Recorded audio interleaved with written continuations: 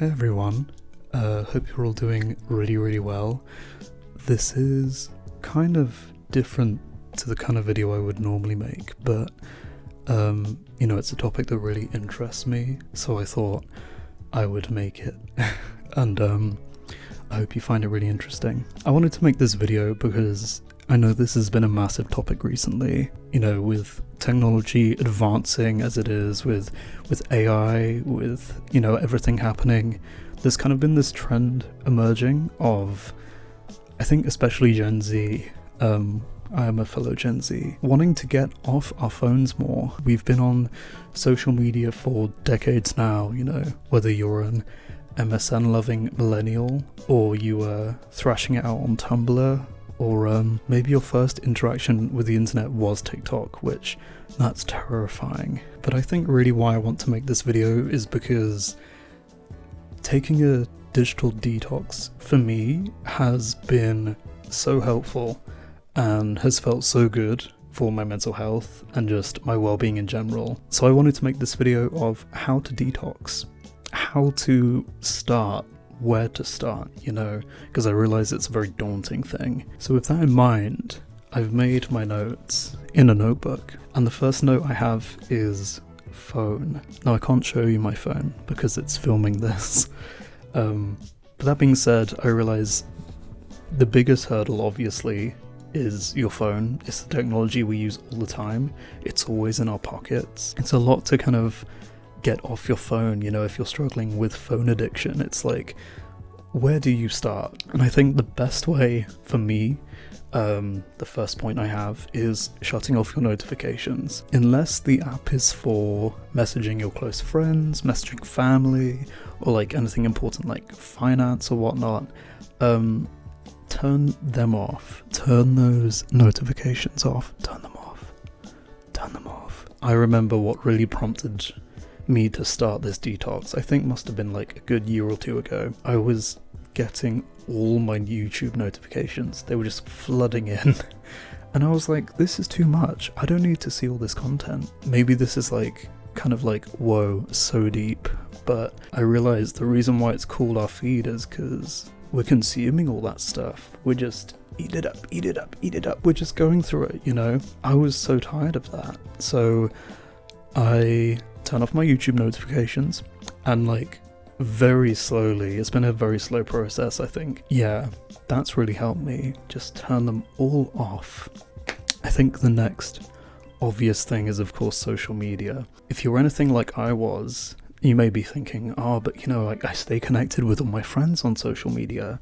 I see what they're up to on Instagram, and that's how I connect. I kind of realized, and I thought for a minute, I was like, if my friends are really close, we all stay connected in other ways. We'll message, or we'll WhatsApp, or we'll call every now and then. And I kind of wondered, maybe if I don't see what they're up to as much, I'd feel more inclined to meet up with them in person. I really cut down my Instagram account. I really just kept it just for close friends.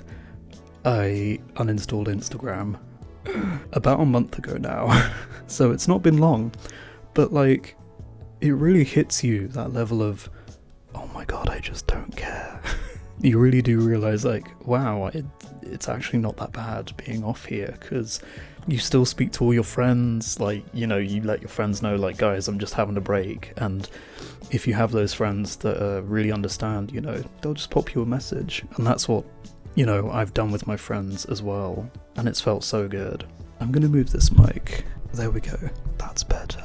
Another really good tip I have is to set your phone to grayscale. Now, sounds a bit random.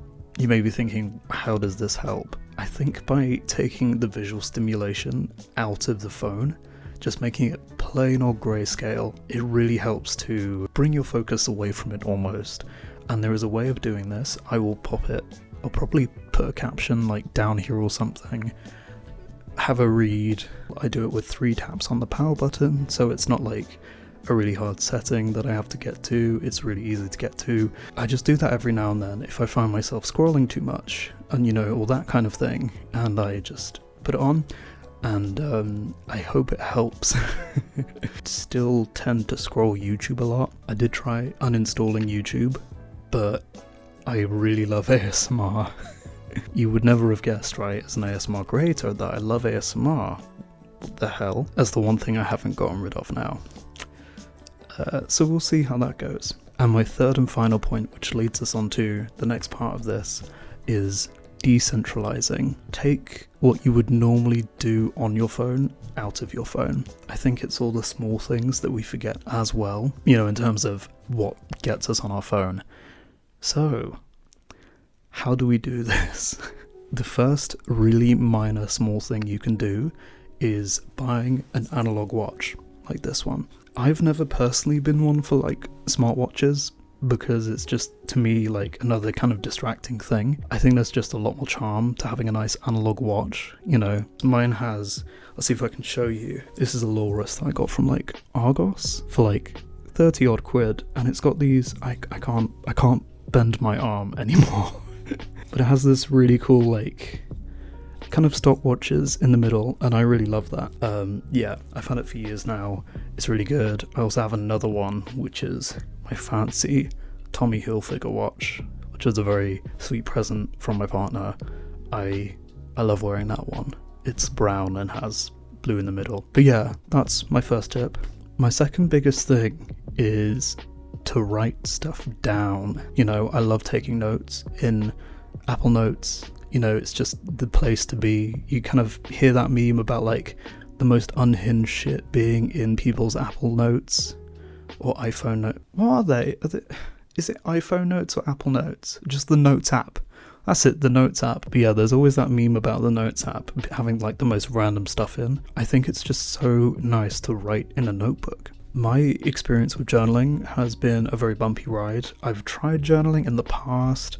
I think the longest I journaled consistently for like every single day was like 9 months in like 2021 or something, like super random. But it's not for everyone, and it definitely was not for me. I really cannot write every single day, and I think it's an unfair expectation on yourself to try and write something every day. That being said, the reason why I got into having a notebook again and writing stuff down was purely because I have this lovely fountain pen and it kept drying out every time I wanted to use it. So I was like, right, I'm going to start using a notebook again. And I have been. I even wrote down the notes for this video in it. You can see all the sections.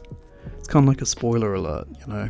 But yeah, my main tip for a notebook, if you do start to keep one, is do not limit yourself, or don't put expectations on how you think you have to write in it. Sometimes I may write a little journal entry, sometimes I might write a list of something in my head, sometimes I may write some poetry in there. I do poetry every now and then, so don't kind of put limits on it, just let it be whatever it wants to be. Let the pen flow however it needs to flow. Sometimes a free write is one of the most cathartic things you can do for yourself, so definitely consider that. 100%. The next big one, I think, is photos. We take so many photos nowadays. I heard this stat a few weeks back, and it was like, we have taken more photos in the history of the universe and everything. History of the universe. The point is, we take so many photos, and I think having a phone in general just means that you have this unlimited amount of photos you can take, and it's fine until you have to look back on them all. I recently decided, right, enough is enough. I've been telling myself I will go through all my photos, I will archive them away. I've been telling myself I would do this for years, and I finally did it.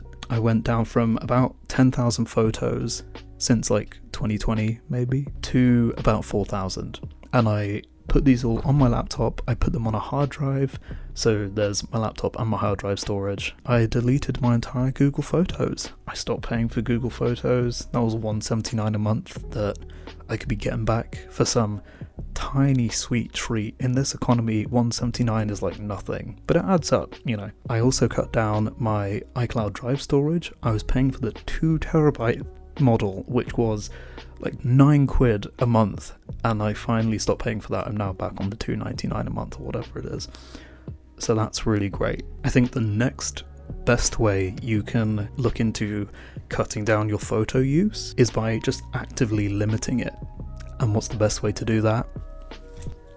a camera. Now this little thing is a film camera, and I have been interested in film I think for a good few years now. I realise a lot of the daunting beliefs around film is that, oh my god, it costs so much nowadays. You're correct, and that it's just kind of a fiddle, which is true as well. These things are true, but it is worth saying there are some workarounds to this that I will discuss. This is a half frame camera. You have a film camera, you load the film in, you take a photo, and that light hits the camera film, you take it out, you send it to be developed, and it brings the light out. I mean, I'm not sure how exactly it works, but I'm pretty sure it's like the light being absorbed into the film and then being like brought out by the chemicals when it's processed, right? With a half frame, it's basically cutting that in half, so it's half the frame size. Basically, this thing saves you twice the amount of money. A 24 roll of film becomes a 48, and a 36 becomes a 72. I believe it works out at about 15p per photo, when a normal photo is around about like 35 or something similar to that. I did the maths. I haven't done maths for years, okay? Give me a break. But yeah, this thing is a really good option to start with. And in general, I think the best thing with film is to not spend too much money. This camera is great, but it did cost about 40 quid to get, and I really wouldn't recommend spending that amount of money unless it's a half frame. There was a model before this, the H35. This is the H35N, so you may be able to find the H35 for a bit cheaper online, so I'd recommend looking there. The other route you can go is just finding a used film camera. I looked about and I found this thing. Now this is an Olympus from the 90s. It's the Super Zoom 700XB and this thing takes AA batteries. It's not half frame, but oh my god, it's in pristine condition. This camera was from 1998 and it works like it was made today, although really there is a sense that stuff from the 90s was built so much nicer. There we go. Yeah, this thing is great, and it's fully automatic, so regardless of what ISO film you put in there, it knows, and it will automatically like aid with the exposure of the photos that you're taking. Yep. Goodbye. In terms of film itself, it's definitely not the most affordable thing. Sometimes I go on Reddit and I hear about people buying rolls of Portra 400 for like 5 quid or $5 or whatever back in 2020, and I want to scream. I would really recommend looking at either Color Plus 200 or Pro Image 100, and I haven't used it yet, as you can tell, but I want to. I very much want to.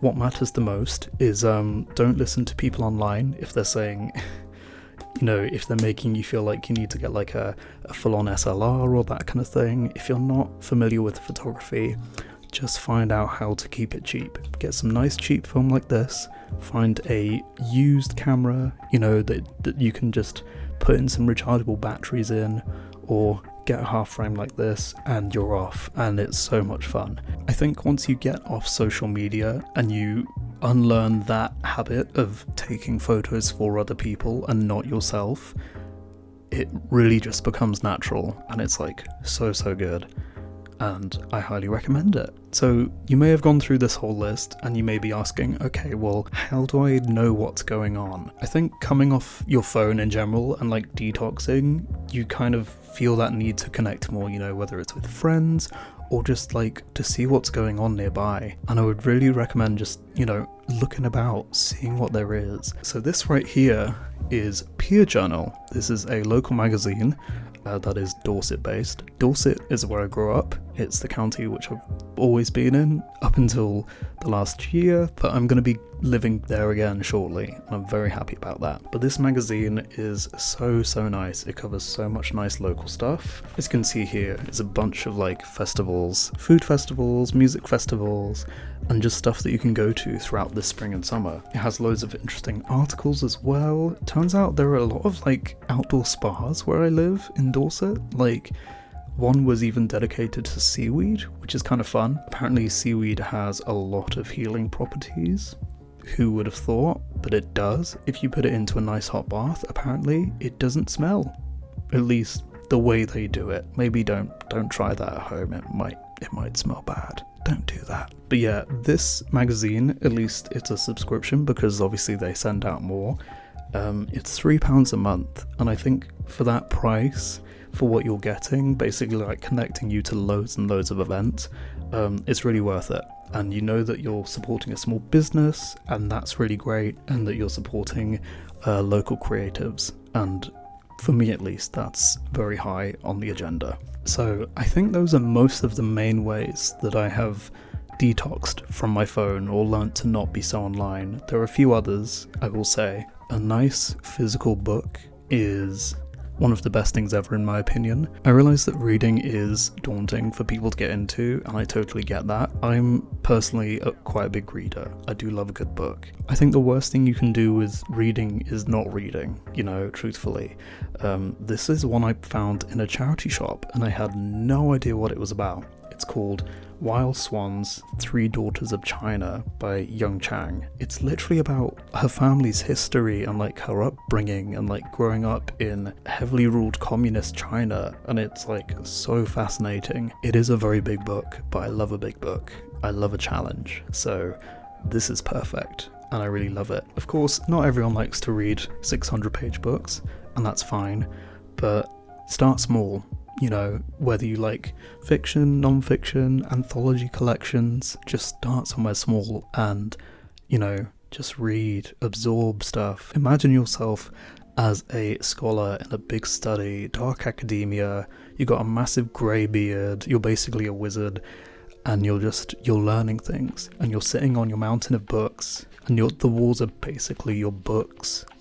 Just get that into your head, and it's like, it makes you want to read. It makes me want to read, okay. Another really small thing, which helps to kind of detach yourself from your phone a bit more, is audio and music. And I don't obviously just mean listening to Spotify on your phone. We're in a world where we're starting to not own very much, and we're starting to have a lot of subscriptions. I mean, it's been that way for a while, but I think music especially, it's such a great way to just own something. We've all had CDs at some point in our lives, whether you were really young and it was like your parents' CDs, or whether you've had a few throughout your time. It just makes you feel like you have something and own something. If you're familiar with my channel, I love a good vinyl record. Even though they are so expensive, I'm sorry, but 35 quid for Billie Eilish's new LP, and it's a single record. Not in this economy, I can't afford that, girl. A CD is, I think, maybe the next big thing because they're affordable, people want to get into physical stuff, and, it's just worth it. But also in terms of, kind of keeping away from your phone with music, I'd really just recommend a pair of, wired, earphones like this. Now, these are the Apple ones, the Apple EarPods, and a lot of people say these are rubbish, and I will agree with you. But there is a really super secret setting. I'll just put it down here or something. This really helps to make the audio sound nicer. So I'd recommend giving that a try, 100%.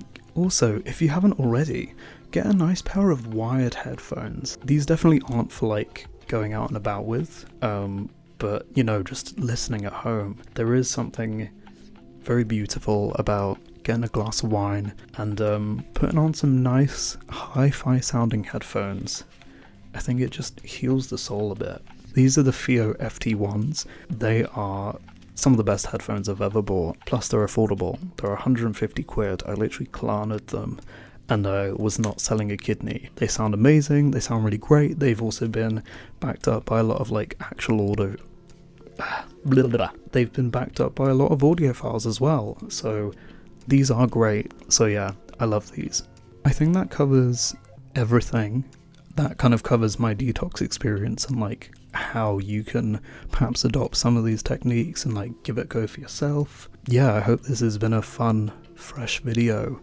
For any of my regular viewers, what do you think? I'm obviously going to keep on the ASMR, but if you do like these kind of videos, I might do them on occasion. I won't do them super often because I imagine I will do a lot of editing for this and I'll be very tired afterwards. I just love having a yap Who doesn't really? But I especially love having the app. That being said, let me know if you have any tips on detoxing from your phone in the comments, or just, you know, if you liked this, and if you didn't, just so yeah, I hope you've enjoyed this video, and don't forget to click to relax next time. See ya.